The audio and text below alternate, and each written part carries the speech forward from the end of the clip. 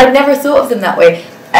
I was really fascinated. I pretty much always live in, I travel quite a lot now, so I've come from Berlin, I'm going back to London, and in big cities I'm really interested in how we can all be crushed together in the city, but none of us are looking at each other and people are just drifting through their lives.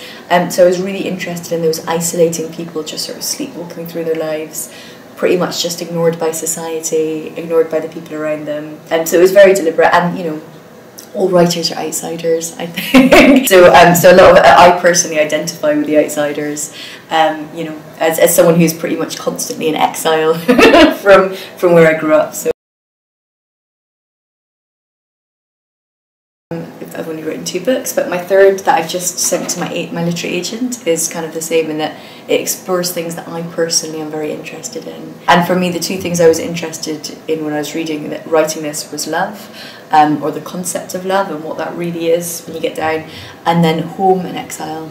The idea that what is home? Can a person be home? Can you be your own home, or does it have to be where you come from and who, you know, part of your genetic makeup?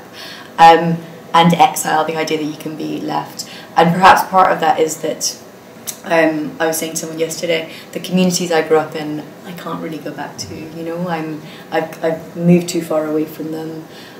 So I could go back, and in fact I do go back, and I do occasionally work with creative writing classes with young people, or but I will never belong there, you know. I'm not. So I'm effectively in exile from where I came from, but I also don't belong in the new world that I find myself in. So I'm always going to be very interested in that, the people who exist in the spaces between homes and places.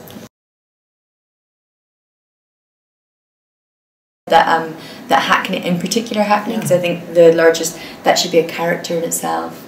Hackney's colluding to make them fall in love, you know, it's and Siberia likewise, and I really I'm fascinated by the world that we inhabit, and I think it's very revealing how we interact with those places and the environment around us.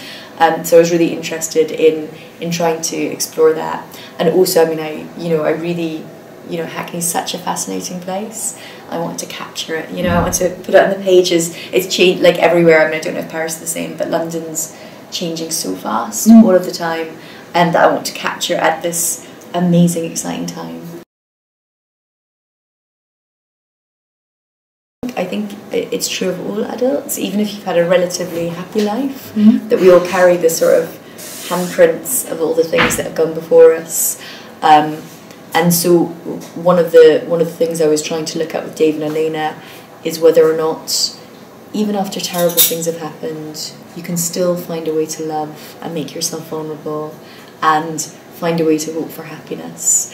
One of the reasons why I reveal that back history slowly throughout the book is because that is how we learn about each other when we're in love. You know, you find out things slowly. So the reader is in a way also in that sort of very vulnerable state where they're desperately wanting Dave and Elena to be together, but slowly realising that they might not be able to.